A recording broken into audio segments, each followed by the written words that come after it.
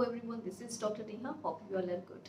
सो आज जो टॉपिक के ऊपर हम बात करने वाले हैं वो ज़्यादातर लेडीज़ में आजकल कॉमनली देखने को मिल रहा है। That is the cervical erosion या सर्वाइकल एक्ट्रोपियन हम उसे बोल देते हैं। सर्वाइकल इरोजन मीन टू से जो सर्विक्स है, सर्विक्स क्या है? सबसे पहले तो before jump into the topic हमें ये जानना ज़रूरी है कि सर्विक्स है क्या। तो हमारा जो यूट्रस है, लेडीज़ में जो यूट्रस रहता है उसके पार्ट्स रहते हैं, ठीक है। जैसे कि यूट्रस जो एक बॉडी है वो उसका पार्ट है, उसके जो यूट्रस का माउथ होता है या स्टार्टिंग पॉइंट होता है उसे हम बोलते हैं सर्विक्स, ठीक है। उसके बाद ट्यूब्स आ जाती हैं, वो एक डिफरेंट थिंग रहेगा। ओवरीज आ जाती हैं, वो एक डिफरेंट कंसेप्ट रहेगा। लेकिन हम यहाँ पर बात कर रहे हैं बच्चेदानी के मुंह की। बच्चेदानी के मुंह के घाव इसे हम बोल देते हैं। यूट्रस के जो सर्विक्स रहता है उसमें जो घाव हो जाते हैं, ठीक है, उसे हम बोलते हैं सर्वाइकल इरोजन, ठीक है। सर्वाइकल इरोजन अगर हम देखते हैं ये एक मिसनॉमर टर्म है। एक्चुअली ये होता क्यों है? सर्वाइकल ये नहीं है कि जो सर्विक्स है वो इरोड हो गया होता है, ऐसा कुछ नहीं है। लेकिन प्रॉब्लम ये रहती है कि हमारा जो सर्विक्स है उसकी दो लाइनिंग्स होती है, एक आउटर एक इनर। जो आउटर लाइनिंग होती है वो सॉलिड थोड़ी सी होती है, वो स्क्वेमस एपिथेलियम सेल्स की बनी हुई होती है। जो आपके सर्विक्स की इनर लाइनिंग रहती है वो कोलमनर सेल्स की बनी होती है, जो कि रेड होते हैं, सॉफ्ट होते हैं, ठीक है, और जेल टाइप होते हैं, ठीक है। लेकिन due to certain reasons, actually ये हार्मोनल इम्बैलेंसेस के कारण ही एक इसका बेसिक जो मेन कॉज है वो हार्मोनल इम्बैलेंस ही रहता है। तो उसके कारण आपके जो इनर सेल्स हैं, दैट इज कोलमनर सेल्स, वो मूव आउट होना स्टार्ट हो जाते हैं। वो आपके रिप्लेस कर देते हैं स्क्वेमस सेल्स को। और एज ए रिजल्ट अगर हम जब वो चेक करते हैं तो हमें ऐसे बहुत ही रेडिश सा वो आपका सर्विक्स दिखाई देता है।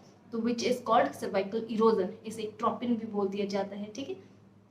नाउ कॉजेस, इसके क्या कारण रहेंगे? सबसे बड़ा इसका कारण है कि आपका जो एस्ट्रोजन हार्मोन है वो जब इम्बैलेंस हो जाता है। और कौन से कंडीशंस पे वो इम्बैलेंस होता है?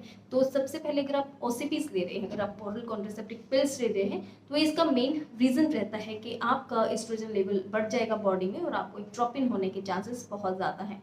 या ड्यूरिंग प्रेगनेंसी आपको एक्ट्रोपिन होने के चांसेस बहुत रहते हैं। आफ्टर डिलीवरी आपको एक्ट्रोपिन होने के चांसेस रहते हैं। और अगर आप रिपीटेड आपके डीएनसीज हो रही हैं या रिपीटेड मिसकैरेजेस हुए हैं तो ये भी एक रीज़न रहता है आपके एक्ट्रोपिन का। So this is the all the reason. And now the symptoms, क्या प्रॉब्लम रहेगी? सबसे पहले तो 90% ऑफ द केसेस में पता ही नहीं चलता है कि आपको कुछ ऐसा प्रॉब्लम भी है, क्योंकि ऐसा कोई भी सिम्टम लेडीज़ में नहीं होता है। लेकिन कुछ एक लेडीज़ में जैसे डिस्चार्ज होना, ल्यूकोरिया का इशू, वाइट डिस्चार्ज का इशू, स्पॉइली स्मेल का इशू, इचिंग हो सकती है, ठीक है, रिपीटेड इन्फेक्शंस हो सकती हैं। तो ये एक इसके सिम्टम्स रह सकते हैं। आपको पेन हो सकता है ड्यूरिंग पीरियड्स, आपको ज़्यादा दर्द रह सकता है, ठीक है। डिस्पैरियूनिया का इशू आपको हो सकता है। तो ये आपके सिम्टम्स रह सकते हैं। या फिर स्पॉटिंग, आप देखते हैं कि इंटरमेंस्ट्रुअल स्पॉटिंग हो सकती है। एक तो है कि जैसे पीरियड्स आते हैं और नेक्स्ट साइकिल से पहले बीच का जो साइकिल रहता है, बीच के जो डेज रहते हैं, वहाँ आप देखेंगे कि आपको स्पॉटिंग लगना स्टार्ट हो जाएगा, ठीक है। तो ये भी एक इसका सेलिएंट फीचर रहता है सर्वाइकल इरोजन का। Now coming to the treatment point of view. So treatment अगर इसका हम देखते हैं तो कन्वेंशनल ट्रीटमेंट में डायथर्मी, मतलब कि हम वहाँ पर जो एरिया है वो जला दिया जाता है, ठीक है, क्वाड्रिगेशन कर दी जाती है, वो सेल्स को डेड कर दिया जाता है। ये भी इफेक्टिव ट्रीटमेंट इसका हो सकता है, लेकिन इसके खुद के कुछ एक साइड इफेक्ट्स रह सकते हैं। और एक है क्रायोथेरेपी। क्रायोथेरेपी आजकल यूज़ में है, इसमें कि वहाँ पर बहुत ही ठंड मतलब कोल्ड जो है उसके कारण जो टिश्यू है वो उसको स्लफ किया जाता है, टिश्यू को नेक्रोइज्ड कर दिया जाता है, डेड कर दिया जाता है। कोल्ड जैसे कि हीट के साथ और एक कोल्ड के साथ वहाँ के टिश्यूज को डेड कर दिया जाता है। ये दो तरह के ट्रीटमेंट अवेलेबल रहते हैं। या फिर लूप सर्जरी करके वहाँ का वो जो एरिया है सर्विक्स है उसको रिमूव कर दिया जाता है, ठीक है। तो ये ट्रीटमेंट ऑप्शंस रहते हैं कन्वेंशनल में। Now coming to the Ayurveda point of view, Ayurveda इसके ऊपर क्या बोलता है? आयुर्वेदा वेरी एस्टोनिशिंगली 5000 साल जो पुरानी साइंस है वो भी इसका वर्णन करती है सर्वाइकल इरोजन। क्योंकि आयुर्वेद में जो है 20 प्रकार के योनि व्यापक या फिर आपके जो डिजीजेस है reproductive system in the females में 20 प्रकार के बताए गए हैं। और उसमें से एक है कर्णिनी योनि व्यापक, ठीक है। उसके साथ हम इसका कोरिलेट कर सकते हैं क्योंकि उसके सिम्टम्स इसके साथ मैच करते हैं। कर्णिनी योनि व्यापक वात और कफ के इम्बैलेंस से होता है, ठीक है। और इसके आगे ट्रीटमेंट भी बताए गए हैं, मतलब पहले के ज़माने में भी ये प्रॉब्लम सारी हुआ करती थी। तो 5000 साल पहले की साइंस है वो भी इसका डिस्क्रिप्शन देती है, दैट इज द कर्णिनी योनि व्यापक, ठीक है। तो इसमें हम सबसे इसका बहुत ही अच्छा ट्रीटमेंट आयुर्वेद में अवेलेबल रहता है, विदाउट एनी साइड इफेक्ट्स रहता है, और रिकरेंट रेट इसके बहुत ज़्यादा कम है, ना के बराबर ही है।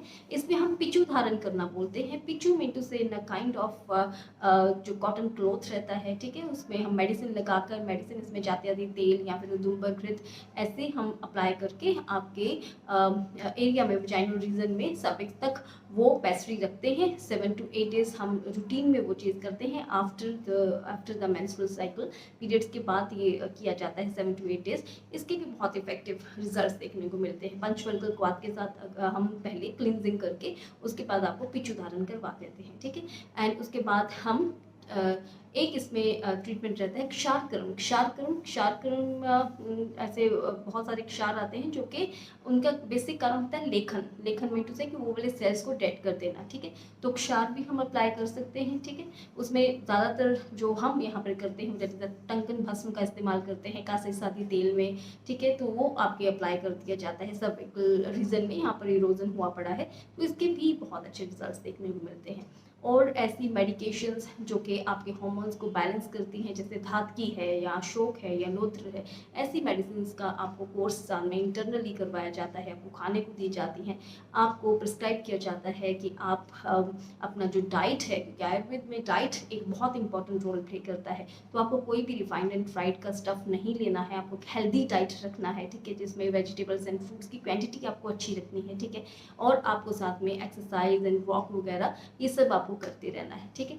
और आपको हाइजीन का मेंटेन रखना है, ये बहुत ज़्यादा ज़रूरी है। हाइजीन अगर आप मेंटेन रखते हैं तो रिकरेंट इन्फेक्शंस जो होती हैं वो नहीं होती हैं, ठीक है। इसके अलावा आयुर्वेद में बहुत सारी ऐसी मेडिकेशन रहती हैं, जैसे प्रदांतक लो है या कैशोर गूगल, योगराज गूगल, ठीक है, वो भी हम साथ में स्टार्ट कर देते हैं। अगर आपको साथ में इन्फेक्शन भी है कि आपको लुगोरिया का भी साथ में इशू है, तो उसकी मेडिकेशंस भी हम साथ में एड ऑन कर देते हैं। So Ayurveda has the perfect kind of the treatment for the cervical erosion and any kind of the menstruation issues, ठीक है, इन फीमेल्स, क्योंकि कन्वेंशनल ट्रीटमेंट जो है उसमें सिर्फ बाहर से आपको हार्मोन पिल्स दी जाती हैं ताकि आपका और जितनी देर तक आप हार्मोन पिल्स रहते हैं तब तक आपका सिस्टम ठीक रहता है। लेकिन आयुर्वेदा में हम ऐसी मेडिकेशंस आपको देते हैं जो कि इंटरनली अंदर जाकर जड़ से आपके हार्मोन्स को करेक्ट करती हैं और लाइफ लॉन्ग तक आप ठीक रहते हैं।